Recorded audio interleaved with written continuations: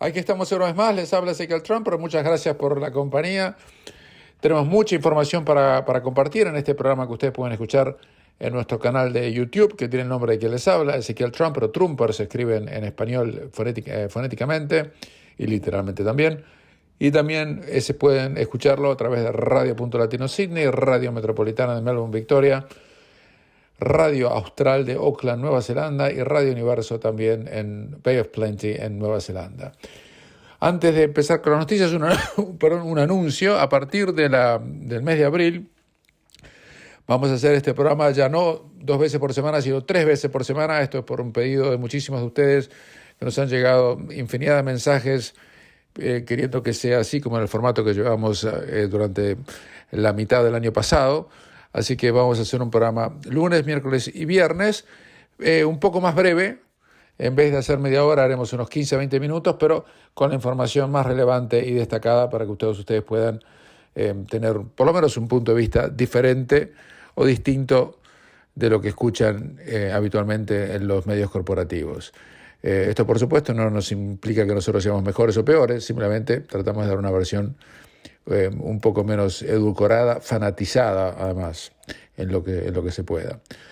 La guerra entre Rusia y Ucrania continúa, la masacre es brutal. Rusia bombardeó un refugio que albergaba a más de 400 personas en la ciudad de Mariupol. También se denunciaron que las fuerzas de Putin atacaron una residencia de ancianos y mataron a casi 60 personas. Por otra parte, en Rusia aparentemente hay un gran apoyo a favor de Putin. En Ucrania y en el resto de Occidente se dice que es todo lo contrario. En la guerra es muy difícil saber cuál es la verdad. Los ucranianos creen que están ganando la guerra, los rusos creen que están ganando la guerra. Yo recuerdo cuando era muy joven y vivía en mis últimos años en la Argentina, durante la guerra de Malvinas, los argentinos pensaban que también estaban ganando. Yo sabía que no, pero la mayoría pensaba que sí. Además, los titulares de los diarios decían en ese momento, vamos ganando. Bueno, no estábamos ganando, ¿no? Ya sabían ustedes que no era así. Pero en ese momento era mucho más difícil mucho más fácil controlar la información de lo que es en este momento. Pero más allá de los titulares, hubo una escalada. Rusia atacó a Ucrania con misiles hipersónicos. ¿Qué es un misil hipersónico? Un misil que va a una velocidad varias veces superior a la velocidad de la luz. Y que pueden transportar ojivas nucleares. En este caso utilizaron ojivas convencionales. Y muchos piensan que esto fue una advertencia de Putin al Occidente, diciendo, ojo que tengo estos misiles. Le voy a decir una cosa además. Putin tiene estos misiles, Estados Unidos no los tiene. En serio se lo digo, en el sentido es una ventaja militar. Pero estos misiles crucero no tenían por qué ser usados para bombardear con armas convencionales. Lo hicieron como advertencia, para diciéndole, bien, los tenemos, los podemos usar, y si se pasan de raya, o la raya que nosotros construimos en la cabeza, o la cabeza de Putin, esto puede llegar a pasar.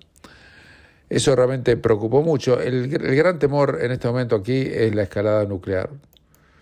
Y en ese sentido, Putin sabe que Occidente no está en condiciones de ninguna manera, no de querer involucrarse, sino de siquiera meditar querer involucrarse. Existe un gran problema en Occidente porque especialmente ha habido una campaña a favor, obviamente, de los ucranianos, que son las víctimas de esta guerra, en el que en algunos casos es fratricida, y eso ha llevado a que se tomen posiciones extremas, emotivas, y bueno, tenemos que apoyar con todo a Ucrania sin ponerse a pensar que eso puede llegar a cruzar la raya y hacer que eso se genere en un conflicto nuclear, que debería ser la principal preocupación, y es la principal preocupación en Occidente.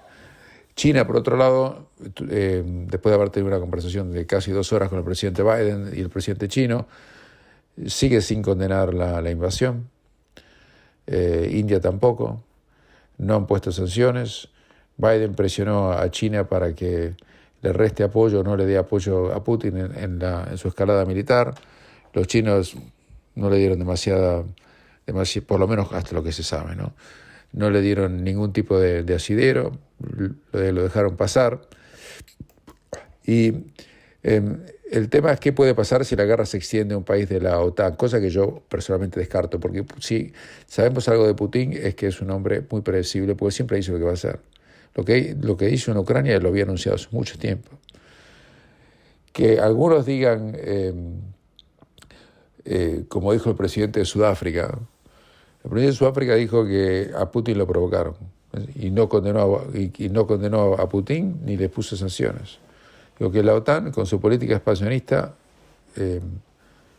le dio el incentivo al criminal Putin, porque para mí es un criminal, claro, porque lo tengo que decir porque está todo tan polarizado que piensan que si uno no habla todo en contra, si uno no habla solamente a favor de Ucrania, está a favor de Putin, que yo no lo estoy en absoluto, es un criminal. Pero el presidente de Sudáfrica dijo que a Putin lo provocaron. Insólitamente en la Argentina, por ejemplo, la agencia oficial de noticias publica solamente a favor de Putin y no en contra de lo que Putin hace en Ucrania. El Papa Francisco, que es obviamente argentino, que a quien yo conocía como Jorge Bergoglio durante casi toda mi vida, no personalmente, sino por su actuación pública, hizo algo que para mí le provoca un daño tremendo al Vaticano.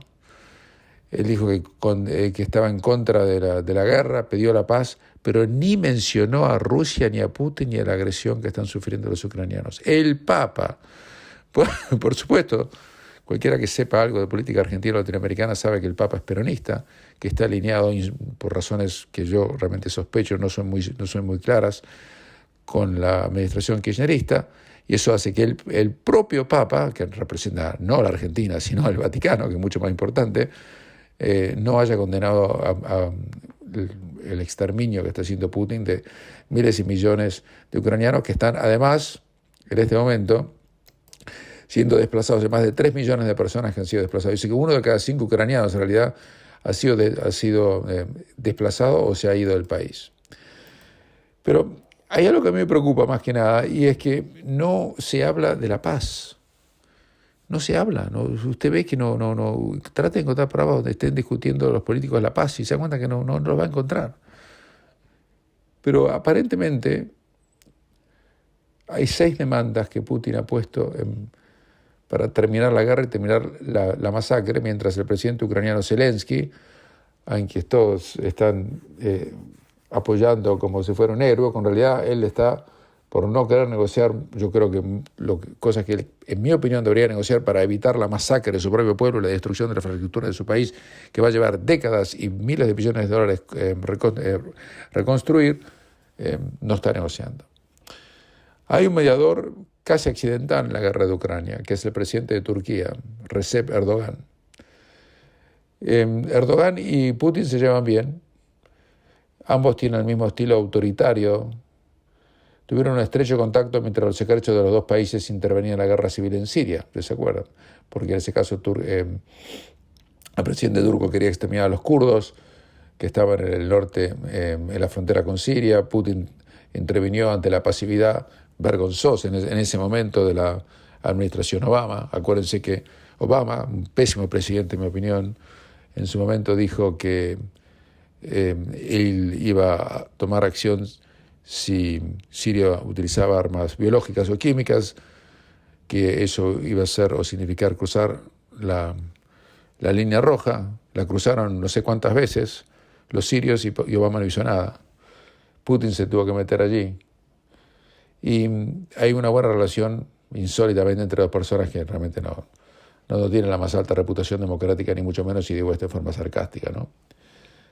Y Turquía se ha seguido posicionando con mucho cuidado para ser el intermediario entre Rusia y Ucrania. Turquía es miembro de la NATO o de la OTAN y tiene también diálogo directo con los miembros de la organización de la NATO, justamente. En Estados Unidos y en Europa, obviamente, Erdogan lo mira con enorme desconfianza, pero por otro lado es el canal abierto que tienen con Putin y están dispuestos a aprovecharlo, ¿no? Aparentemente, hace 2 o 3 días, Putin lo llamó a Erdogan y le dijo cuáles eran las exigencias precisas de Rusia para que haya un acuerdo de paz con Ucrania.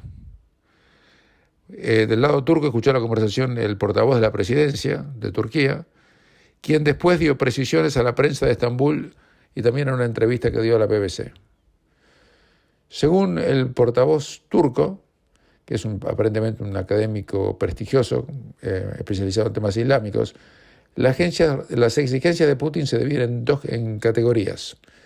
Las 4 primeras, dice, no son demasiado difíciles de cumplir para Ucrania. Las últimas 2 sí. O sea que son 6. La principal demanda de Putin tiene que ver con que Ucrania se mantenga alejada de la OTAN y que se comprometa a que nunca va a solicitar su ingreso en el futuro. Zelensky dijo esta semana que su país ya no aspira a formar parte de la OTAN, lo que fue la respuesta directa a Putin mientras los delegados siguen negociando. O sea que en eso están de acuerdo. Ya con eso alcanzaría para parar todo, ¿no? Las otras 3 exigencias rusas de esta primera categoría están destinadas, primero, a lavar la cara de Putin, o sea, que Putin pueda decir a los rusos, vieron, ganamos, algo sacamos. Y estos son los puntos que Putin podría presentar ante su pueblo como una victoria aplastante en esta guerra. O sea que él está pidiendo que Ucrania tendría que someterse a un proceso de desarme para garantizar que no es una amenaza para Rusia. Ucrania tendría además que proteger el idioma ruso en las zonas ucranianas donde se sigue hablando y debería comprometerse a realizar algo que Putin denomina la desnazificación, pero que en realidad no sabemos de qué está hablando cuando habla de esto, ¿no? Eso aparentemente a Zelensky le cae pésimo. Zelensky es de origen judío y algunos de sus parientes murieron en el Holocausto, aunque, como le dije en el programa anterior, y eso no está publicado en ningún lado, desde que Zelensky es presidente de Ucrania, siempre votó en contra del Estado judío, siempre. Nunca votó a favor. De 17 resoluciones de Naciones Unidas, Zelensky, que aparentemente se dice judío, votó 13 veces con todos los países antisemitas del mundo y se abstuvo en otras 4. O sea que jamás votó a favor del Estado de Israel. Así que no me vengan a decir, en realidad, una cosa por otra. Yo no estoy dando una opinión, le estoy diciendo cuáles son los hechos. Pero Putin quiere que se desnazifique Ucrania y quizás con eso sea suficiente, con que Ucrania condene toda la forma de neonazismo y prometa reprimirlas y con eso lo dejan contento a Putin. O sea que hasta ahí son cosas que realmente no son tan difíciles de pactar para que deje de seguir ocurriendo esta masacre. Y yo no me quiero meter, como les digo siempre, ni en la romantización o en la épica de la defensa, ni tampoco me quiero meter en las escenas desgarradoras que uno ve por televisión con familias destruidas, muertes, una cosa espantosa. Porque en eso les genero emoción, pero no lo doy información. Y mi objetivo acá es darle información para que usted sepa qué está pasando, no emocionarlo. Para eso hay otra cierta prensa que para mí ni siquiera merece el nombre tal, pero es así. La segunda categoría de exigencias rusas, para terminar con esto, tiene que ver con los territorios que ya ocupó y anexó en el 2014, que son la península de Crimea y los enclaves separatistas de Donetsk y Luhansk.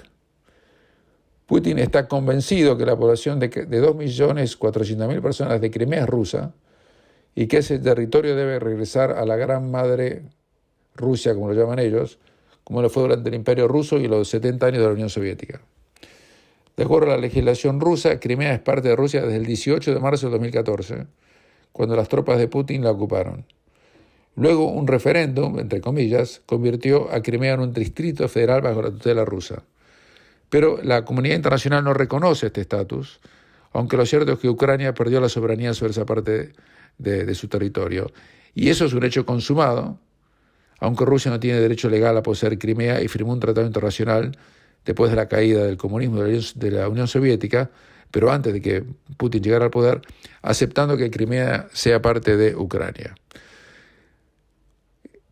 Esa no es algo tan difícil de conceder para los ucranianos, porque no lo van a poder retomar militarmente, es imposible. Es un hecho consumado. En otra situación se encuentra la región del Donbass y particularmente los 2 enclaves prorrusos de Luhansk y Donetsk. Allí los separatistas ucranianos fueron armados y entrenados por el ejército ruso, que a su vez tiene allí desde hace 8 años tropas de defensa que participan de los combates. En esa guerra, que ustedes a lo mejor ni se enteraron, murió más gente de la que ha muerto en la invasión rusa a Ucrania. Murieron 14.000 personas. Y estos 2 enclaves ya fueron reconocidos como repúblicas independientes por Rusia. De acuerdo al mediador turco, Putin no exige quedarse con todo el territorio, el resto del territorio del este de Ucrania y el sur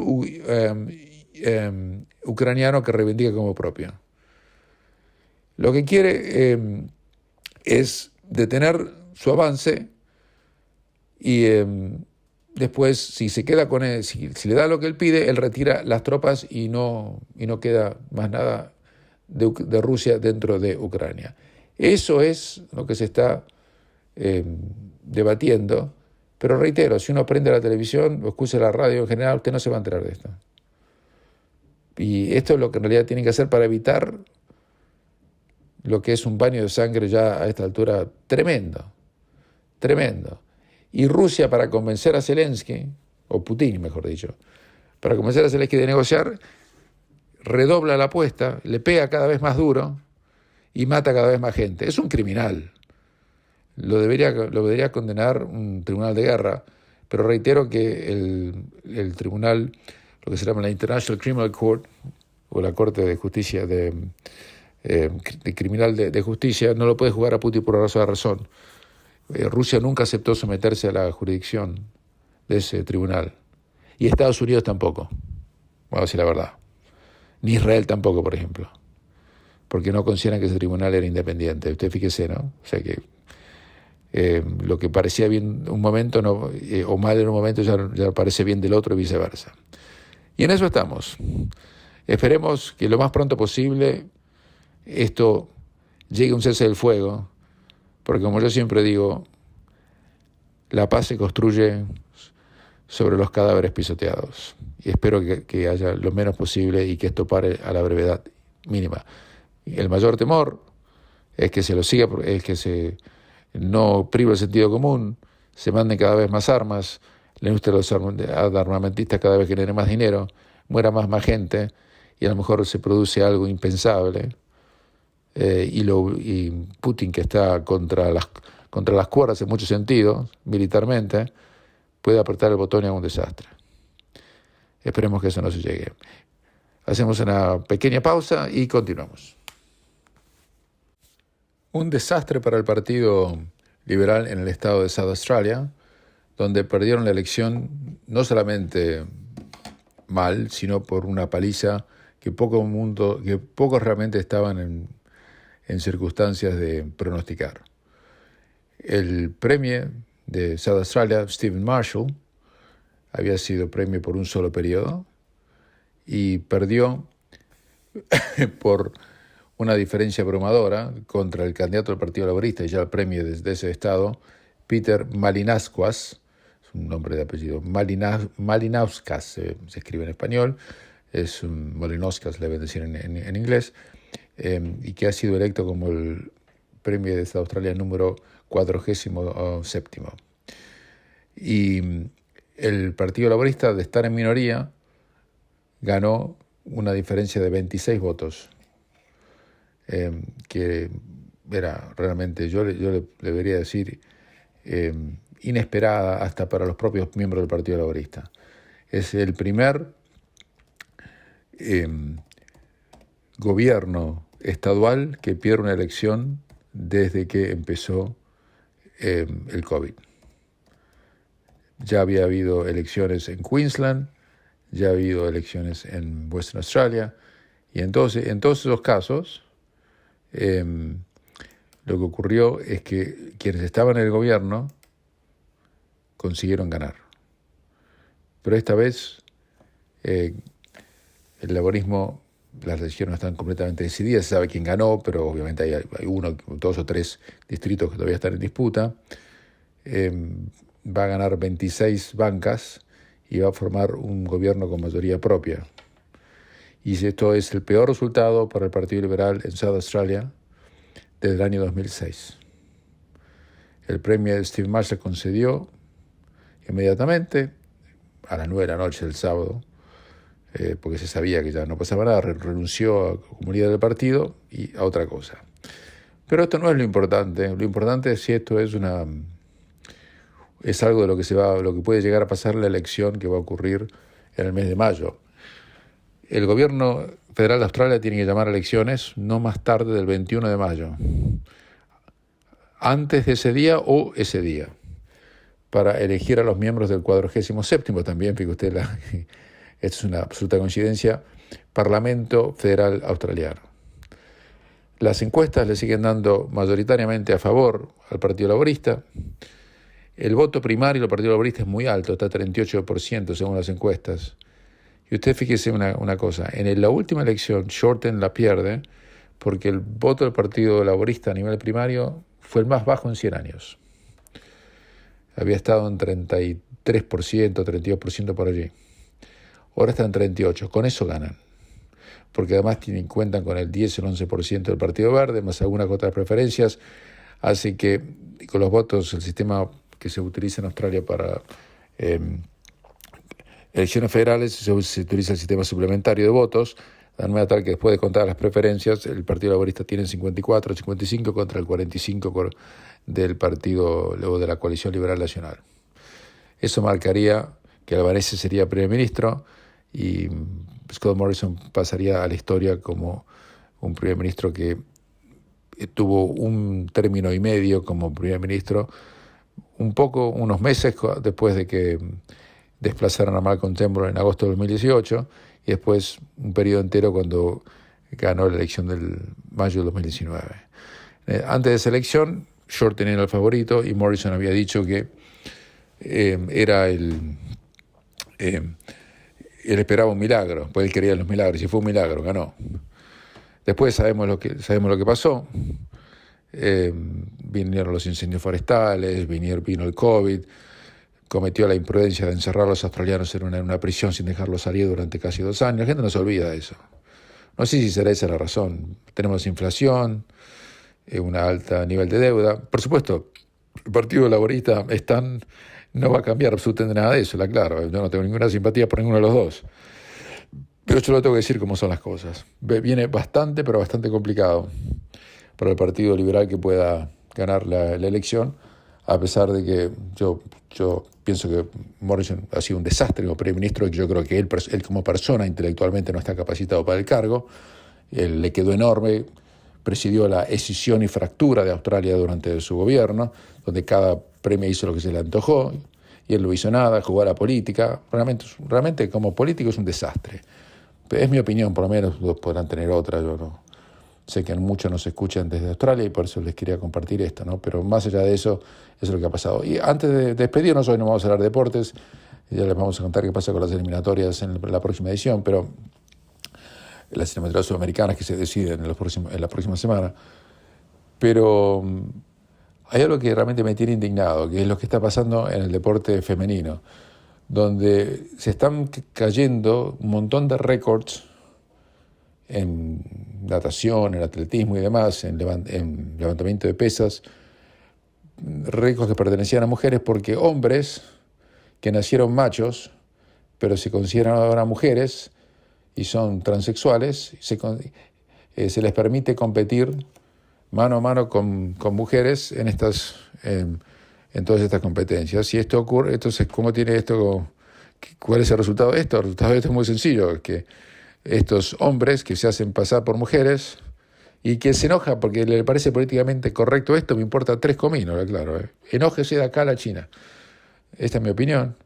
Esas personas están destruyendo los récords femeninos, a punto tal que la ex tenista profesional ya retirada Martina Navratilova dijo que todos estos récords supuestos de estas supuestas mujeres deberían llevar un asterístico al lado para no alterar la historia de los deportes femeninos. En Australia, el primer ministro Scott Morrison, y en esto tiene razón, ha dicho que están por poner legislación prohibiendo que los hombres que se hagan pasar por mujeres compitan contra mujeres, porque así lo que están haciendo es destruyendo el deporte de las mujeres. A esto nos ha llevado la corrección política y otras cosas más que resultaría muy largo enumerar en un programa de estas características.